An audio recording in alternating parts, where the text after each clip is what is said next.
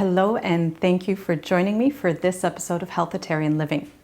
Today, I will be sharing with you how to prepare a very popular Indian dish called aloo gobi, a potato cauliflower dish. And this is a wonderfully healthy, easy to make, very versatile meal that you can enjoy for any lunch, dinner, breakfast even. Very easy to take also on the go with you, whether it's to work or when you're traveling, etc. So when it comes to aloo gobi and Indian dishes in general, they can be extremely healthy depending on how they are done.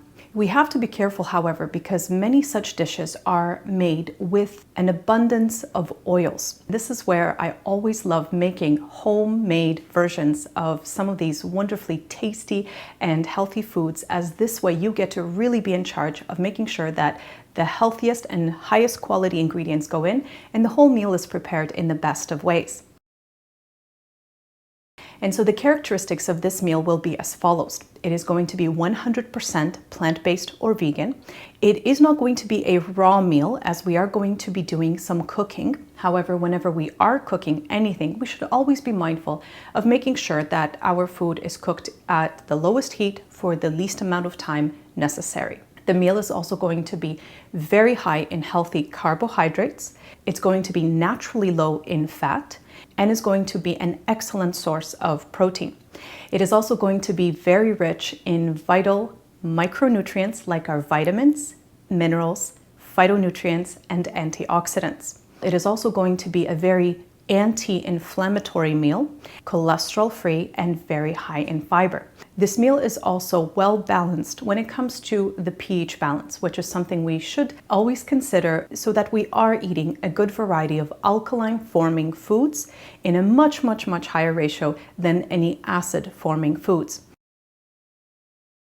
A lot of aloo gobi recipes that I've come across include like half an hour to an hour of prepping and cooking, whereas the version that I'll be sharing with you today is optimized really to make it quick and easy. And so the cooking time is really going to be only 10 to 15 minutes, and the preparation time can add another 5 to 10 minutes on top of that.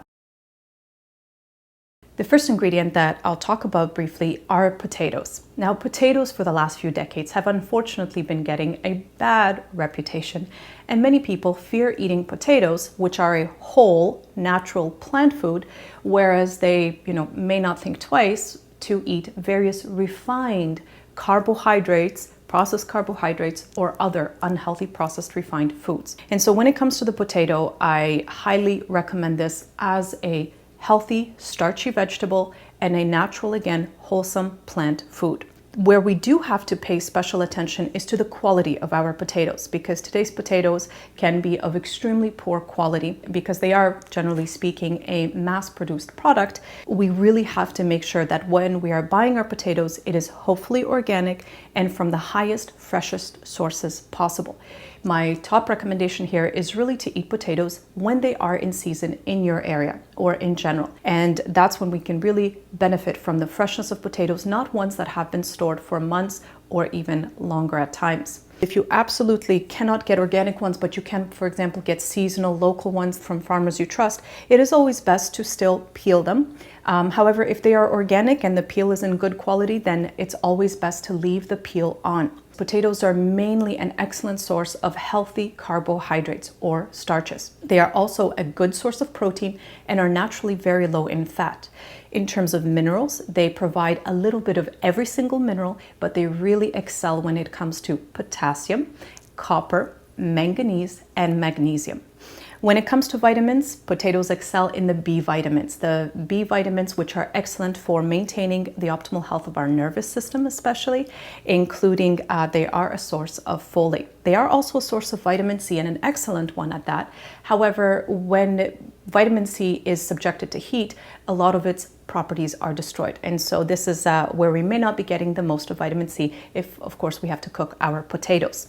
In terms of quantities that you will be using, we are looking at somewhere between 5 and 10 potatoes. We're going to be making a large pot of this, a pot that is going to suffice for a good 4 to even 6 servings. Our next main ingredient is the cauliflower. It also is an excellent source of healthy carbohydrates. Both potatoes and cauliflower are excellent sources of fiber, of course.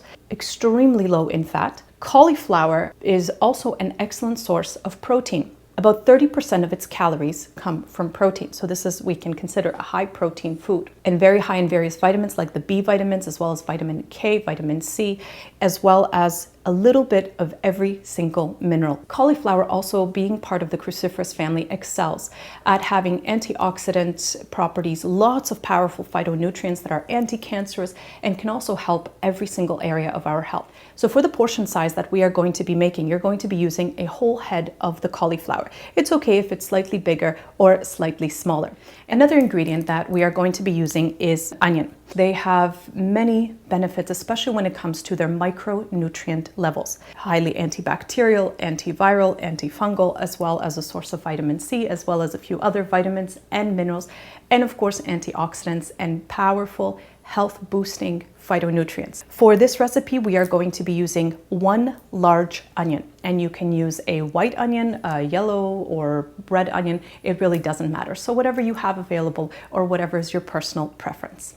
Another ingredient that is going to be going into our dish is cilantro. Like all leafy greens, it is an outstanding source of alkalizing properties. These help our body thrive in so many different ways. Cilantro is also very famous for being highly cleansing and detoxifying. Very powerful when it comes to really detoxification properties in our body.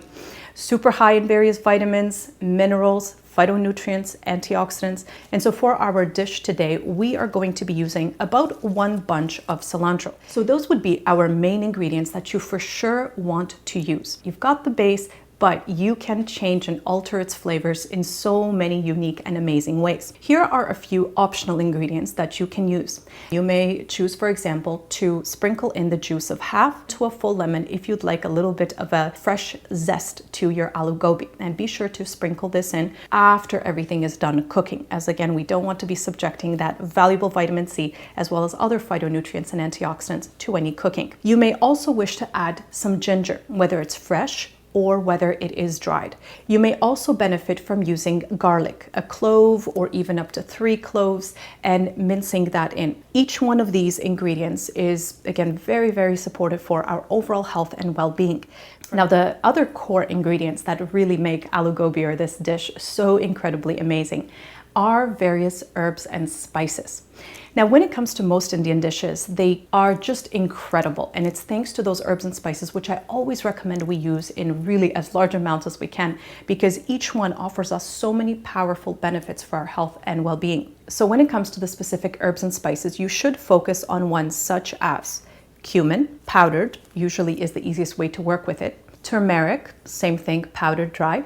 An Indian common spice called garam masala, which is a mixture of various spices. The garam masala will provide some of the spiciness factor, but if you'd like to take it up a notch or a few, then cayenne pepper, dry powdered cayenne pepper. We're also going to be using some salt. When it comes to salt, just always make sure that it is not the refined white salt, but the highest quality of salt, such as a mineral-rich salt, whether it's the gray unrefined sea salt or whether it's a high-quality pure pink Himalayan salt. Now, as I mentioned to you at the beginning, most of the aloo gobi that is found in restaurants and such is very heavy on the oils.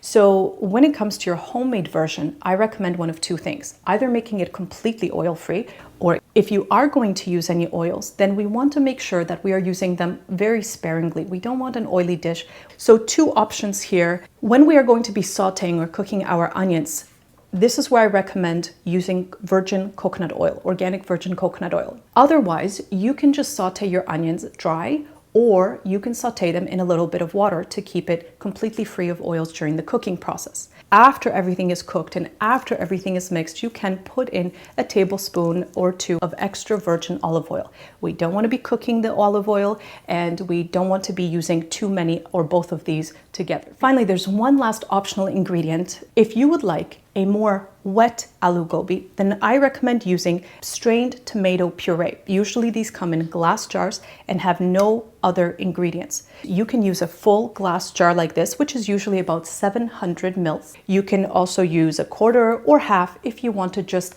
add a little bit of the tomato factor to it. Now, another option is while you're sauteing your onions near the end, chop in some fresh tomatoes and then mix those in together. One of the main things that we're going to need is a large pot. at least a 5 quart. And when it comes to your cookware, always opt for healthier options like stainless steel and not non-stick. We should always avoid non-stick as much as possible for best health. We are also going to need some kind of a pan or skillet. A shallow one is fine, but one of a bigger size will work best. Other than that, just your basic kitchen utensils will be necessary to measure out, cut, perhaps peel your ingredients as needed, and of course, a stove so that you can cook the meal on. So let's make this dish together, and I will take you through the steps in a way that optimizes how fast and effectively you can put this dish together. Be sure to begin by washing thoroughly all of your produce. The first place to start is by peeling, if needed, and chopping up your potatoes. Dice them into chunks, so somewhere about a bite size or so. Once your potatoes are all chopped up, transfer them into the large pot and fill the pot with just enough water to barely cover the top layer. Place the pot with the potatoes and the water on the stove and turn the heat to high. You want to only heat it on high until it begins to boil. Once you notice that it started to boil, immediately turn the heat down to a low medium and set your timer on for 10 minutes. As soon as you have finished placing the potatoes on the stove and starting to heat them, work with your cauliflower. Begin by removing the outer leaves and inner core, and then just proceed to chop up the cauliflower into more or less bite-sized pieces. Depending on how fast you chop up your cauliflower, it may perfectly coincide with the time that your potatoes start to boil. If not, that's okay. Just still reduce the temperature or the heat on your potatoes, continue chopping, and once they're fully chopped up, add the cauliflower on top of the potatoes in the large pot. Cover with a lid to properly cook the potatoes and cauliflower. At the end of 10 minutes, the cauliflower in some parts, especially the top layer, may still be a little bit on the harder side, but this is actually better as we don't want to overcook the cauliflower. If you feel that the cauliflower or potatoes need another minute or two, just double check with a fork before you remove. As soon as you finish transferring the cauliflower into the potato pot, turn the heat on your skillet to about, again, a low to medium. And your next step is to begin by peeling the onion and dicing it into small chunks. If you are going to be using any garlic, this is also the right time to mince it into small pieces and saute along with your onions. The same thing goes for any ginger that you might be using, unless it's dry powdered ginger. Then you can add it along with the spices near the end. Transfer the onions and any garlic or ginger that you have onto the pan. Cover with a lid and cook for about 5 minutes or until the onions are softened. Depending, of course, on how fast you are chopping up the various ingredients, the timing may vary a little bit, especially at the beginning until you get into the hang of it. After, you'll notice that it is a very quick and easy process. Now, of course, you can always prepare all of your ingredients, chop everything up beforehand, which is also possible, and then just add in and time appropriately as you go from there. So it really depends on whatever is your personal preference.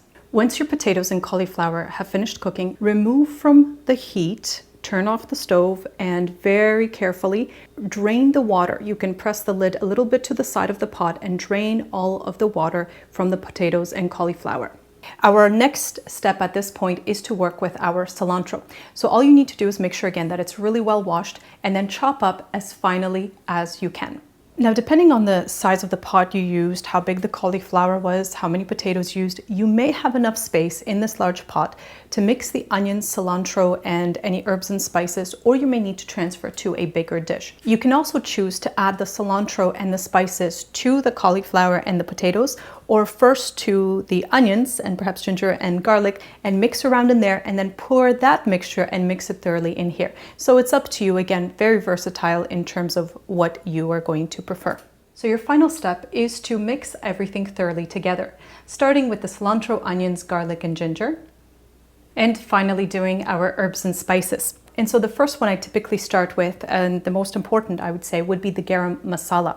Now with the garam masala, I usually go very liberally with this and recommend about 2 tablespoons, heaping tablespoons even, at least. As you get more comfortable, you may even find that 3 or 4 tablespoons may be your personal preference. Next, we're going to add the turmeric. When you're working with turmeric, be sure to go very easily and work your way up with this spice. Typically start with about a half or 1 teaspoon. Too much turmeric can make the meal too pungent in a bitter way. So we definitely don't want to overdo this one. Next, you can work with your cumin. Now, garam masala typically includes a cumin in it, but if you're like me and you love your cumin, then you're going to want to put even more in there. You can start with anything like a heaping teaspoonful or go up a little bit more, perhaps even to 2 teaspoons. Again, start on the gentler side, mix everything together if it's the first time or so that you're doing it, taste and see if it agrees with your personal taste buds. Next, we'll be working with the cayenne powder, and this is again optional depending if you'd like to have it spicier than the garam masala will already make it. So when it comes to the spiciness factor, you can simply sprinkle some of the cayenne all over your meal or measure it out for about 1/4 to half a teaspoon if you'd like it to be much spicier. But do note that what you taste when it's freshly made versus what the aloo gobi would be like within 24 hours will be quite different. As the flavors sit and develop, they pick up more flavor and more spice. So be gentle, especially if you don't want to have an overly spicy dish. And finally comes the salt, which again is optional. Sprinkle as to your personal preferences. Anything from about 1/4 to half a teaspoon or so will usually work well. And remember, you can also sprinkle some of the fresh lemon into it if you would like. You can also add some of the tomato puree into it if you haven't been already working with sauteing some tomatoes with the onions. So again, make it your own. It's super versatile, and make sure that you enjoy it most for your personal flavors and taste bud preferences. So at this time, all we need to do is stir, and we are all done, ready to enjoy our delicious and super healthy meal. And so, you know, the scent, the flavors that come through from this are just so beautiful, from the cilantro, from all the different spices. And so have fun making it your own and enjoying all the different health benefits that this meal can provide. I hope you enjoyed this video episode, and I will see you next time.